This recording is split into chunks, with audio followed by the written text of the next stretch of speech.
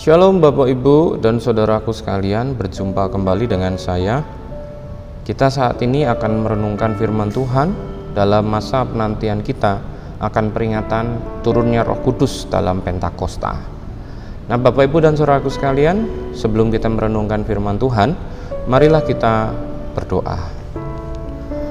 Tuhan Yesus, kami datang kepadamu. Inilah hari di mana kami yakin Tuhan ada buat kami dan terus menuntun kami, dan firman Tuhan adalah bentuk tuntunan yang nyata bagi kami. Berkatilah kami yang akan mendengarkan firman Tuhan, buatlah kami mengerti, dan buatlah supaya kami boleh dapat melaksanakan firman-Mu dalam kehidupan kami. Terima kasih Tuhan Yesus, amin. Nah Bapak Ibu dan Saudaraku sekalian, saya akan membacakan firman Tuhan kita saat ini. Firman Tuhan kita diambil dari Yohanes 16 ayat 16 sampai 24. Yohanes 16 ayat 16 sampai 24, firman Tuhan berkata demikian. Tinggal sesaat saja dan kamu tidak melihat aku lagi, dan tinggal sesaat saja pula dan kamu akan melihat aku lagi. Mendengar itu beberapa dari muridnya berkata seorang kepada yang lain, apakah artinya ia berkata kepada kita, tinggal sesaat saja dan kamu tidak melihat aku, dan tinggal sesaat saja pula dan kamu akan melihat aku, dan aku pergi kepada Bapa? Maka kata mereka, apakah artinya ia berkata tinggal sesaat saja? Kita tidak tahu apa maksudnya. Yesus tahu bahwa mereka hendak menanyakan sesuatu kepadanya. Lalu ia berkata kepada mereka, adakah kamu membicarakan seorang dengan yang lain apa yang kukatakan tadi, yaitu tinggal sesaat saja dan kamu tidak melihat aku, dan tinggal sesaat saja pula dan kamu akan melihat aku?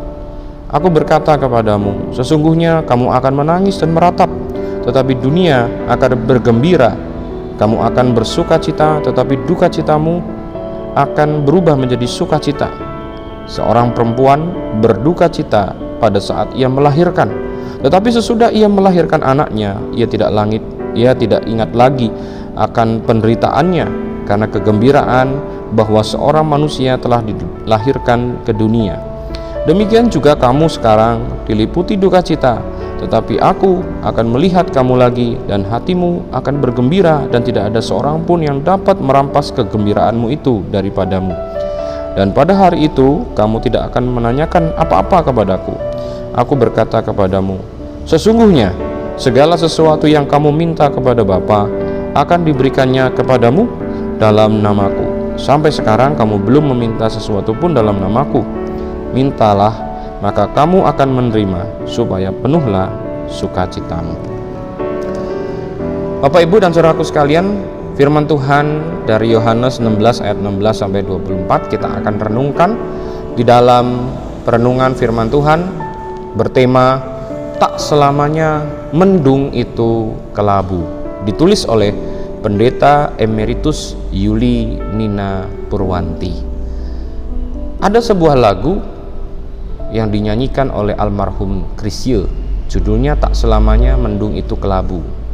Tak selamanya mendung itu kelabu, nyatanya hari ini kulihat begitu ceria.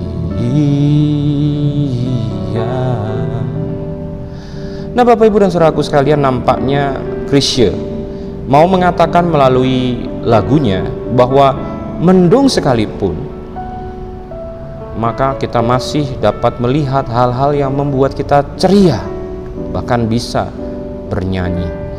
Ketika Tuhan Yesus tahu bahwa saatnya hampir tiba di mana ia tidak akan lagi bersama-sama dengan murid-muridnya, Yesus berkata kepada murid-muridnya, sesungguhnya kamu akan menangis dan meratap, tetapi dunia akan gembira.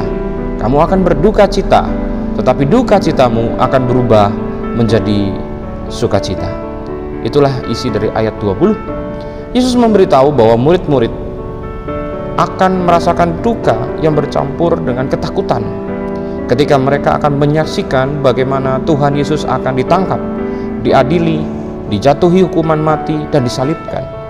Bersama dengan keadaan yang mengerikan itu, dunia ini, yang dimaksudkan dunia ini adalah orang-orang yang tidak mau percaya kepada Yesus. Dunia ini yang tidak mau percaya kepada Yesus akan bergembira karena keadaan yang dialami oleh Tuhan Yesus. Mereka merasa berhasil menyingkirkan Tuhan Yesus. Murid-murid akan sangat berduka karena seolah-olah mereka kehilangan pegangan dalam kehidupannya pada saat Yesus disalibkan dan nantinya akan pergi meninggalkan mereka untuk naik ke surga. Tetapi duka cita yang mereka rasakan akan diubahkan menjadi sukacita. Oleh karena apa? Ada beberapa hal. Yang pertama, karena Yesus dijatuhi hukuman mati bukan karena ia berbuat salah, bukan karena ia berdosa, melainkan karena ia menanggung dosa seisi dunia. Sehingga akan ada pengampunan kepada setiap orang yang percaya kepadanya. Kita melalui kematian Tuhan Yesus Kristus bersuka cita sebab ia dalam kematiannya menanggung dosa kita sehingga kita mendapatkan pengampunan. Yang kedua, Yesus tidak mati untuk selama-lamanya, karena pada hari yang ketiga ia akan bangkit dari antara orang mati.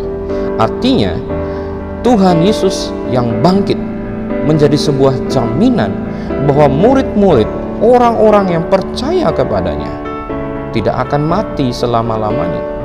Dunia akan merasa bahwa mereka dapat mengalahkan orang Kristen, iman Kristen, dengan membunuh tubuh orang Kristen. Tetapi kehidupan bukan hanya sekedar tubuh. Dengan matinya Tuhan Yesus secara tubuh dan dibangkitkan, menikmati tubuh kebangkitan yang sempurna, di mana Tuhan Yesus adalah yang pertama menjadikan jaminan kepada kita bahwa kita pun akan sama. Kita tidak akan mati, tidak akan terus ada di dalam kehidupan dunia ini. Kita akan menikmati kehidupan setelah dunia ini, dan kita akan dibangkitkan memperoleh kehidupan kekal bersama dengan Tuhan Yesus. Hal yang ketiga, Yesus pergi, Yesus naik ke surga, kembali kepada Bapanya, dan bersama dengan naiknya Tuhan Yesus ke surga, Tuhan Yesus juga mengutus rohnya, roh penghibur, untuk memimpin kita dalam seluruh kebenaran.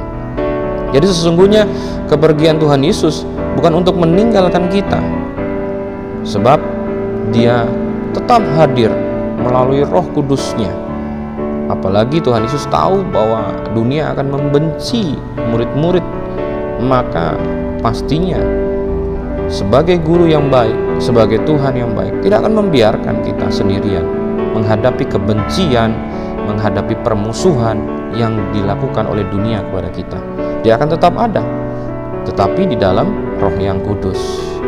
Nah, sebagai pengikut Kristus, kita memang tidak luput dari masalah-masalah dalam kehidupan ini, seperti yang juga dialami oleh banyak orang di masa pandemi COVID-19 ini. Banyak masalah yang akan menghantam kehidupan kita.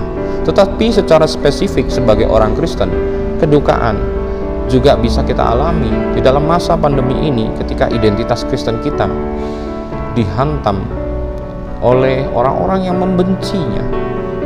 Ingatlah kejadian bagaimana gereja katedral di Makassar di Maret tahun 2021 ini mengalami ancaman daripada bom bunuh diri dan berbagai macam keadaan yang lain yang boleh Tuhan izinkan terjadi kepada gerejanya.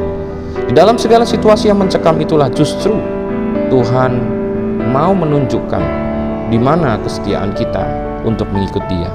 Ketika kita tetap tekun, tetap setia di dalam segala duka cita, maka ketekunan dan kesetiaan kita di dalam segala kedukaan itu akan diubahkan menjadi sukacita.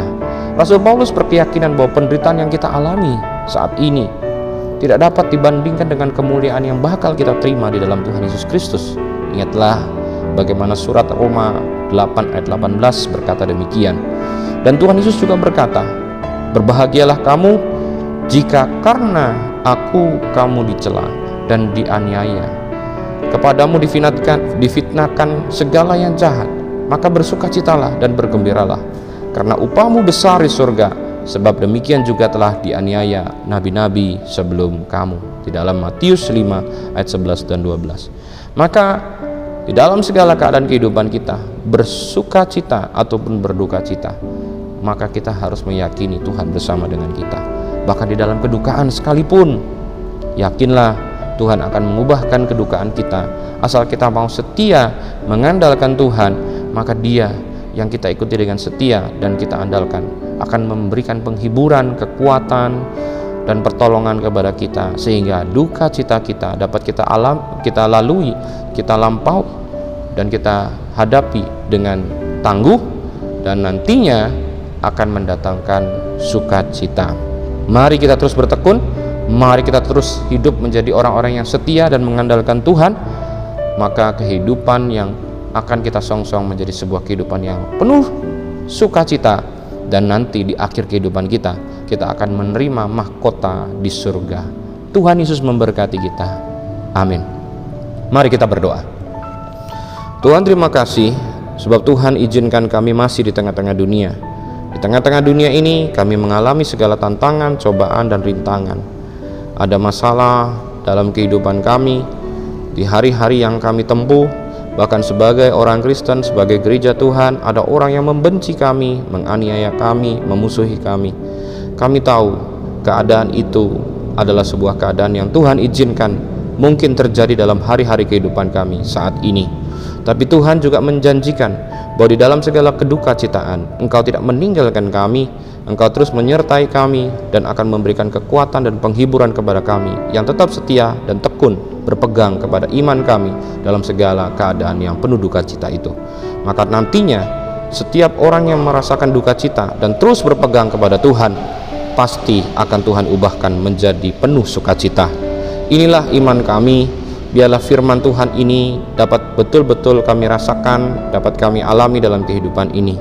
Terima kasih Tuhan Yesus. Inilah doa kami kepadamu. Amin. Demikian persekutuan renungan harian kita. Sampai jumpa pada hari yang esok. Tuhan memberkati. Amin.